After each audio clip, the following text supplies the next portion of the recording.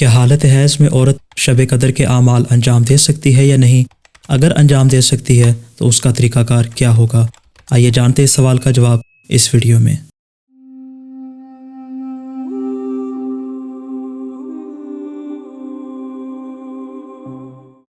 شب قدر میں انجام دیے جانے والے اعمال مختلف نوعیت کے ہیں۔ ایسی خاتون جو اپنے حیض کے ایام میں ہو، چونکہ نماز پڑھنا اس کے لیے جائز نہیں ہے، بس اس صورت میں وہ تمام اعمال جو نماز پڑھنے سے مربوط ہے ان کو انجام نہیں دے گی۔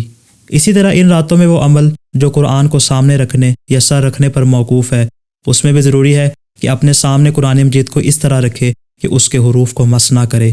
اسی طرح اس حالت میں اسماء الہی، انبیاء اور ائمہ علیہم السلام کے اسماء کو مس کرنا بھی اس کے لیے جائز نہیں ہے۔ البتہ وہ دعائیں کہ جن میں ائمہ معصومین علیہم السلام کے یا انبیاء علیہم السلام کے اسماء گرامی ہیں، ان کو مس کیے بغیر یہ اپنی زبان سے پڑھ سکتی ہے۔ اس کے علاوہ ان 3 راتوں میں استغفار کی تسبیح، امیر المومنین علی ابن ابی طالب علیہ السلام کے قاتلان پر لعنت، دعائے جوشن کبیر اور اسی طرح شب قدر کی دیگر دعاؤں کو پڑھنے میں بھی کوئی حرج نہیں ہے۔ آپ سے گزارش ہے ہمارے اس چینل کو سبسکرائب کریں اور اس کو شیئر کریں تاکہ زیادہ سے زیادہ لوگ اس سے استفادہ کر سکیں۔ شکریہ۔